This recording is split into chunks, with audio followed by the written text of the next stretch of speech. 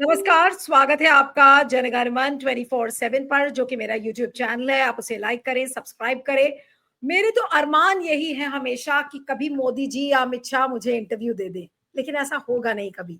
मेरे अरमान अरमान ही रह जाएंगे, भले ही मैं अमित शाह को कितनी भी चिट्ठी लिख दूं कि अमित शाह जी मैं आपके साथ इंटरव्यू करना चाहती हूं, लेकिन वो मुझे कभी समय नहीं देंगे। और उसका कारण ये है क्योंकि मैं उनके लिखे हुए सवाल नहीं पूछूंगी। मेरे पास अपने सवाल होंगे, इसलिए वो हमें इंटरव्यू नहीं देंगे। वो केवल और केवल उन लोगों को इंटरव्यू देते हैं जो कि उनके मुताबिक सवाल पूछते हैं। यही हाल मोदी जी का है और यही हाल अमित शाह का भी है। और अब तो ये पता चलने लगा है कि ऐसा लगता है कि टीवी चैनल्स, एक जमाना था, मैंने भी 25 साल टेलीविजन में काम किए हैं, 22-23 साल। फिर तो मैंने उसके बाद टेलीविजन छोड़ दिया था। लेकिन टेलीविजन में जब हम इंटरव्यू करते थे, सिट डाउन इंटरव्यूज जब हम लोग करते थे, उस समय टीवी चैनल का अपना प्रेरोगेटिव होता था कि वो क्या एयर करेगा, क्या नहीं एयर करेगा, या पूरा इंटरव्यू अनएडिटेड जाएगा, ये टीवी चैनल की मर्जी होती थी। एडिटर इन चीफ उस इंटरव्यू को देखा करता था और उसके बाद वो इंटरव्यू जाता था। कितना ही कंट्रोवर्शियल पर्सनालिटी क्यों ना हो, लेकिन वो इंटरव्यू जाता था। और कुछ ऐसे भी एडिटर्स थे जो कि कुछ पोर्शंस को कटवा देते थे, तो कहते थे नहीं नहीं, इससे कंट्रोवर्सी हो जाएगी, आप नहीं डालिए। लेकिन अब जमाना क्या है? अब जमाना ये है कि ऐसा लगता है कि सारे जो मोदी जी के मंत्री हैं, और खासकर अमित शाह और मोदी जी तो ये काम करते ही हैं, उनके घर पे ही एक मेकशिफ्ट स्टूडियो बन गया है। उन्हीं के कैमरामैन, ऐसा लगता है कि उसको शूट करते हैं। भले ही टीवी चैनल के 4 कैमरामैन चले जाए कि अमित शाह का इंटरव्यू करना है, लेकिन अमित शाह का इंटरव्यू खत्म होते ही ऐसा लगता है कि पूरे उस इंटरव्यू की कॉपी अमित शाह को पकड़ा दी जाती है कि ले, अब लो भाई, आप देख लो, आपको जो पसंद आए उसको आप एयर कर दीजिए, जो नहीं पसंद आए वो मत एयर करिए, उस पर कैची चला दीजिए। यही चीज एक सामने आई एनडीटीवी के इंटरव्यू में, जिसमें अमित शाह ने राहुल कंवल को इंटरव्यू दिया। उसकी तस्वीरें आपको दिखाते हैं, दो तस्वीरें आपको दिखाएंगे। एक पहली तस्वीर ये देखिए, ये जो बकायदा इंटरव्यू गया, जिसमें उन्होंने कहा कि भारत की, अमित शाह ने बोला राहुल कंवल से कि भारत की विदेश नीति में रीढ़ की हड्डी डालने का काम नरेंद्र मोदी ने किया। गृह मंत्री अमित शाह के साथ एनडीटीवी के सीईओ और editor in chief Rahul Kanwal की एक्सक्लूसिव बातचीत।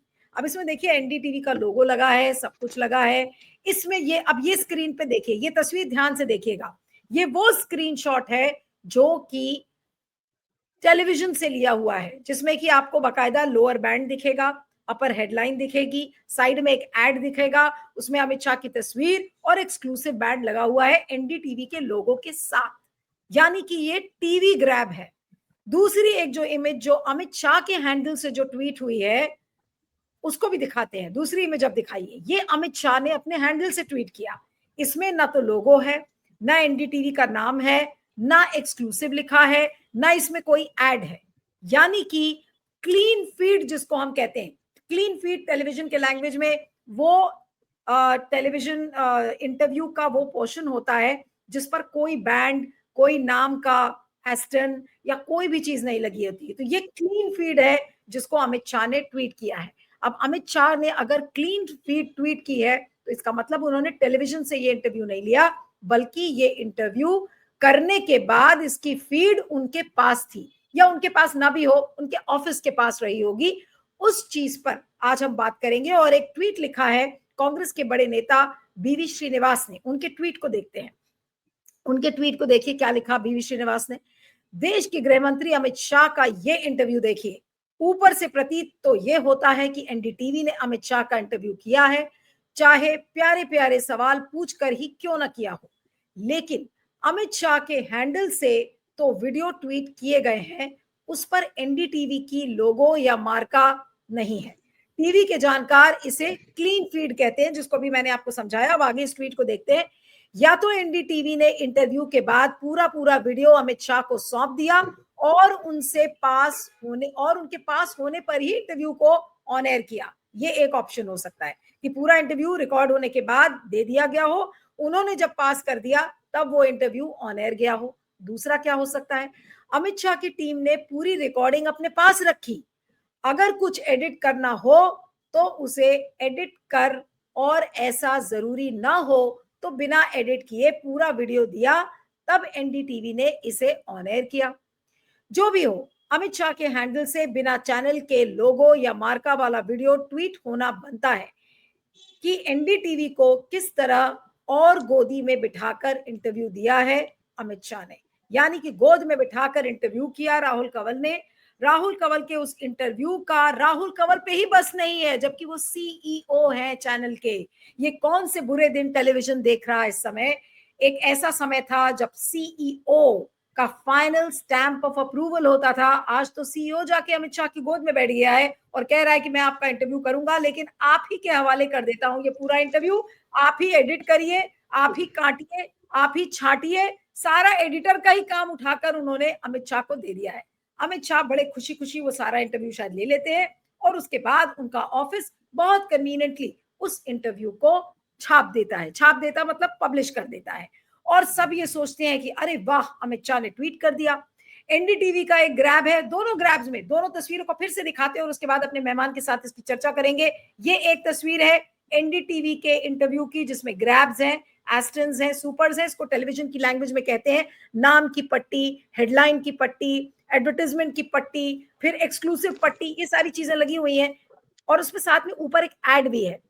और दूसरी जो इमेज है, दूसरी इमेज को फिर से ध्यान से देखिएगा, ये अमित शाह की क्लीन फीड वाला है जिसमें ना कोई लोगो है, ना कोई एड है, ना एक्सक्लूसिव बैंड है, केवल और केवल अमित शाह दिख रहे हैं। उनके पीछे एक हरा पेड़ और साइड में उनके फ्रेम में कुछ अच्छे आर्टिफैक्ट्स लगे हुए हैं। उसके अलावा अमित शाह का ट्वीट है।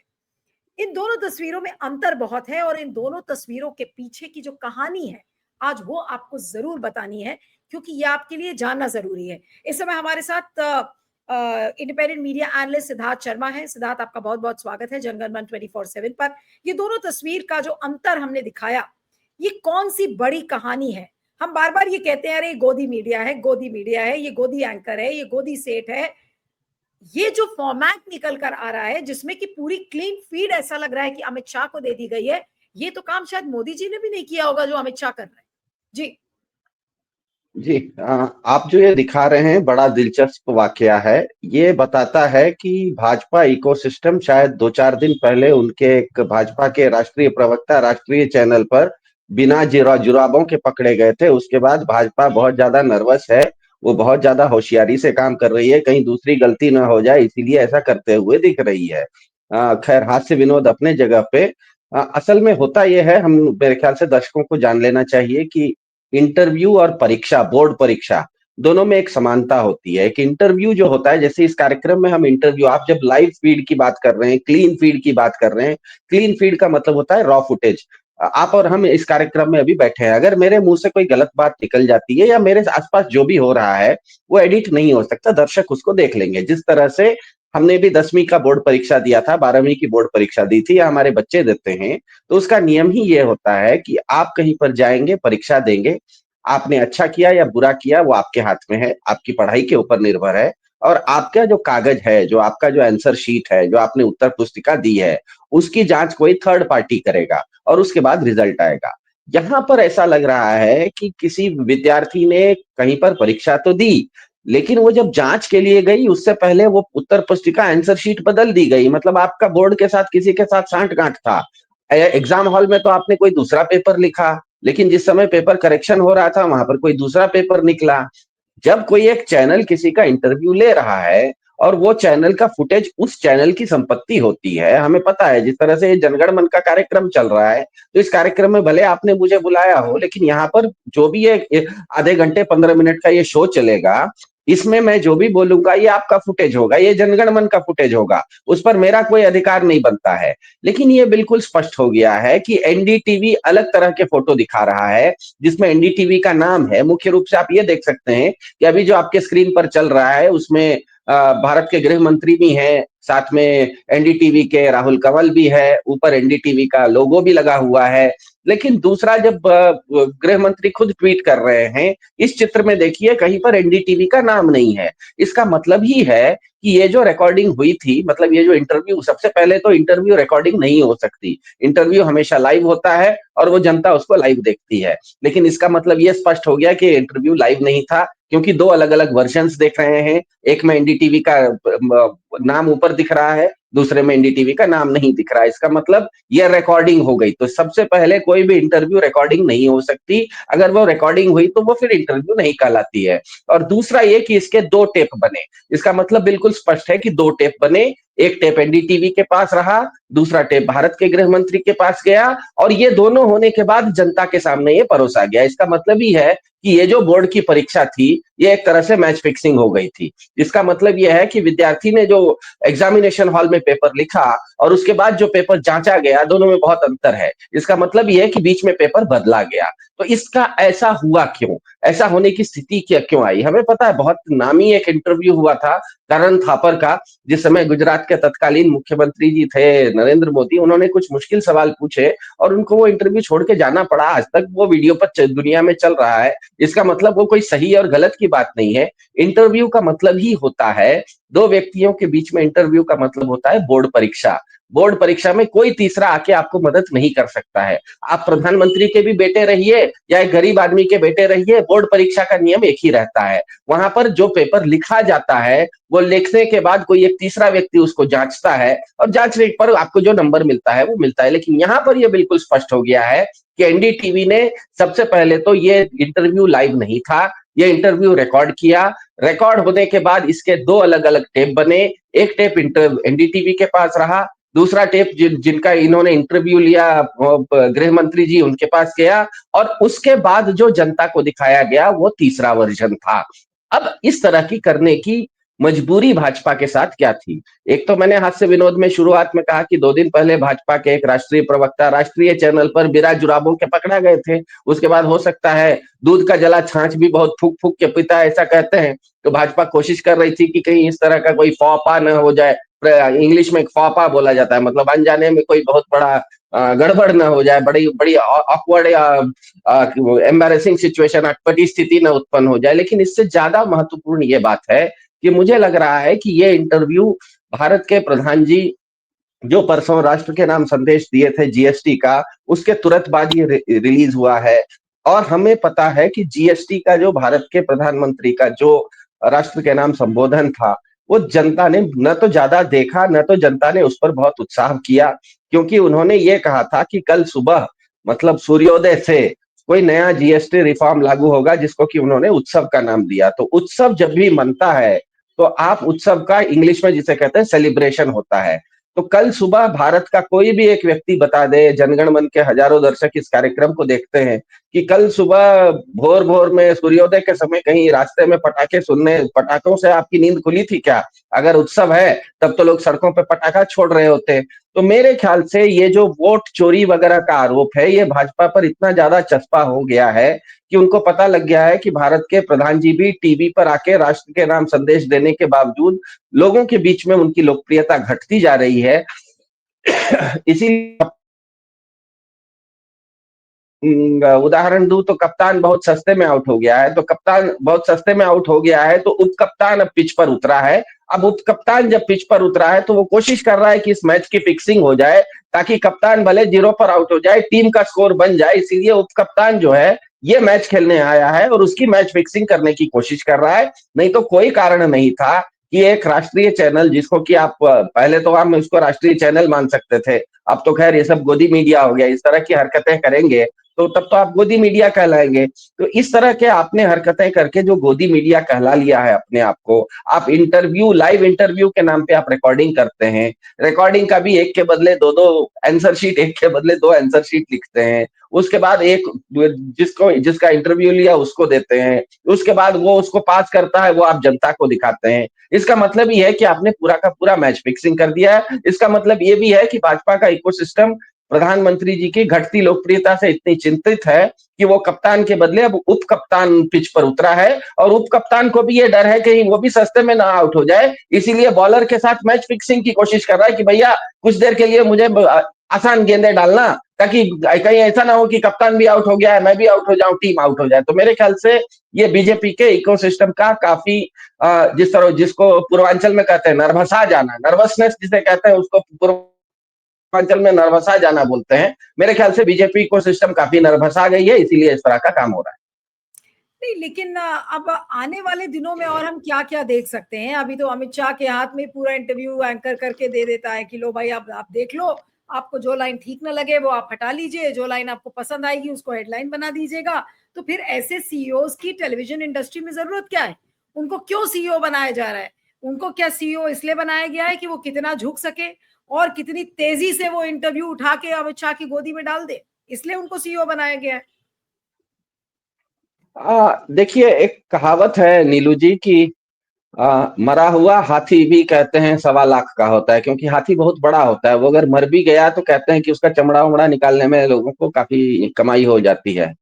एक तथ्य लोगों को ध्यान में रखना है कि 2023 से पहले तक, और ये डेटा है, आप लोग कोई भी आर्टिफिशियल इंटेलिजेंस में जनगण मन के दर्शक इसको सर्च कर सकते हैं। 2023 से पहले तक भारत की मेजोरिटी जनता, मतलब 50% से ज्यादा लोग जो न्यूज का कंजम्पशन करते थे, मतलब समाचार को जो वो ग्रहण करते थे, वो मेन स्ट्रीम मीडिया से करते थे, चाहे वो अखबार हो, मेन स्ट्रीम अखबार हो या मेन स्ट्रीम टेलीविजन चैनल हो। ये 2023 से पहले करते थे। लेकिन 2023 के बाद एक शिफ्ट आया है, जो तराजू है ना, ये ऐसे गिर गया। 2023 के बाद आज भारत की अधिकांश जनता, 50% से ज्यादा जनता, मतलब करीब करीब 63% जनता मेन स्ट्रीम चैनलों से अपना न्यूज को ग्रहण नहीं करती है। ना तो वो अखबार पढ़ रही है, मेन स्ट्रीम अखबार, और न ही मेन स्ट्रीम चैनल्स देख रही है, जिसको कि हम गोदी मीडिया कहते हैं। ज्यादातर लोग यूट्यूब पर, एप्स पर, इससे इन सब चीजों पर भरोसा कर रहे हैं। दो कारण है उसका। एक तो ये कि गोदी मीडिया अपने आप में अविश्वसनीय हो गया। इस तरह की आप हरकतें करेंगे, देखिए कोई भी मान लीजिए कोई भारत का बहुत बड़ा क्रिकेट फैन है, वो भी अगर क्रिकेट मैच देखने जाता है, भारत ऑस्ट्रेलिया का मैच हो रहा है, वो चाहता तो है कि भारत जीते, लेकिन वो ये चाहता है कि मैच टाइट हो। ऐसा वो नहीं चाहता कि वो 3,000 रुपए का टिकट लेके स्टेडियम में जाए और ऑस्ट्रेलिया भारत के सामने आके हाथ जोड़ के बोल दे कि हम आपके साथ नहीं खेलेंगे, हम वॉक ओवर दे देंगे, और बिना एक बॉल खेले हुए भी कैप्टन रिटायर होके चला जाए, टीम रिटायर हो जाए। तो लोग कहेंगे अरे भाई, मैं मैच देखने आया था, मेरी टीम जीतना तो है, लेकिन मैच भी होते हुए देखना है। भाजपा कोशिश अब ये कर रही है कि हर जगह वॉक ओवर करने की। इसीलिए ये हो गया है कि भाजपा के जो दर्शक हैं, भाजपा के जो समर्थक हैं, वो भी अब गोदी मीडिया कम देखने लगे हैं। और गोदी मीडिया क्योंकि कम देखा जा रहा है, लोग यूट्यूब पर देख रहे हैं, लोग सोशल मीडिया पर देख रहे हैं। और इसका सबसे बड़ा प्रमाण अभी हाल फिलहाल में हमको पड़ोस में नेपाल में दिखा कि नेपाल की जेनेक्स जनता ने हमें, नेपाल में एक राष्ट्रीय मीडिया भी था, वहां का भी हो सकता है गोदिया मीडिया हो, वहां की न्यायपालिका भी थी, वहां की कार्यपालिका भी थी, वहां के प्रधानमंत्री भी थे, सारे लोग वहीं धरे के धरे रह गए। और जनरेशन एक्स ने 48 घंटे के अंदर एक कोई नया प्लेटफॉर्म खोज लिया, डिस्कॉर्ड नाम का, उस पर वोटिंग भी करवा दी। नेपाल का चुनाव आयोग ऑफिस में बैठा रहा 10 से 5 तक, और वहां के जनरेशन एक्स ने डिस्कॉर्ड नाम के प्लेटफॉर्म पर जाके वोटिंग भी करवा ली और एक लोकप्रिय नया प्रधानमंत्री भी चुन लिया। तो होता यह है कि आप अगर व्यवस्थाओं के साथ छेड़खानी करेंगे, व्यवस्थाओं को आप बिगाड़ेंगे, तो लोग उस व्यवस्था में रहने के बदले वैकल्पिक व्यवस्था का ले लेगा। तो मेरे ख्याल से भारत में यह हो रहा है कि गोदी मीडिया ये समझ नहीं रहा है कि बहुत तेजी से उसके दर्शक गिर रहे हैं, उसके दर्शक अब छूट रहे हैं, क्योंकि दर्शकों को कोई एक मैच होते हुए दिखना है। गोदी मीडिया में आप देखिए, पिछले 10 साल से गोदी मीडिया ने एक बार भी बीजेपी सरकार ने कोई एक गलती से भी कोई गलती की हो ऐसा बताया है क्या? उसमें गलती से भी कोई गलती नहीं करता। ऐसा तो नहीं हो सकता कि कोई सरकार है, एक मिनट के लिए मान लेते हैं बहुत अच्छी सरकार है, भाजपा की सरकार बहुत अच्छी सरकार है, कोई तो मतलब सचिन तेंदुलकर भी तो हर मैच में सेंचुरी नहीं बनाया है, कभी तो जीरो बनाया है। तो ये आपने 10 साल में एक बार भी भाजपा की सचिन तेंदुलकर को जीरो बनाते हुए नहीं दिखाया। तो लोगों को इसके ऊपर से भरोसा उठ गया है, और लोगों को क्योंकि भरोसा उठ गया है, इसलिए वो अल्टरनेट मीडिया में जा रहे हैं। लेकिन क्योंकि 62-63% लोग अल्टरनेटिव मीडिया में रहते हुए भी अभी भी, क्योंकि 30-35% लोग गोदी मीडिया में होते हैं, तो और भारत इतना बड़ा देश है, 140 करोड़ लोग हैं, कि उसमें 30% अपने आप में बड़ी संख्या होती है। तो ये मैं ये मानने का ये पूरा आधार है कि गोदी मीडिया भारत में वो हाथी है जो कि मर चुका है, लेकिन मरा हुआ हाथी भी क्योंकि 1.25 लाख का हो जाता है, इसीलिए वो मरा हुआ हाथी भी है, लेकिन 1.25 लाख का हाथी है, इसीलिए वो खिंचा रहा है। बस इतनी सी बात है। चलिए, तो अब आपको इस कार्यक्रम से ये दोनों जो तस्वीरें हैं जो आपको दिखाई हैं, इससे आपको ये पता चला होगा कि जब अगले बार आप अमित शाह का इंटरव्यू देखेंगे तो ये कोई जरूरी नहीं है कि उन्होंने सारे सवालों का जवाब दिया हो। ये कोई जरूरी नहीं है कि जैसे इंटरव्यू लिया गया था उसी तरीके से वो इंटरव्यू को दिखाया गया हो। और ये इसका प्रूफ है कि अमित शाह का ऑफिस ये पूरा इंटरव्यू या तो लेता है, या तो खुद से एडिट करता है, या तो खुद से काट छाट करता है, और उसके बाद ही आप सब ये इंटरव्यू देखते हैं। तो क्या एंकर हिम्मत करके क्या सही सवाल पूछेगा? ये भी एक अपने आप में सवाल है। क्या अमित शाह बिना किसी फिल्टर के, बिना किसी रोक टोक के क्या सारे सवालों को लेंगे?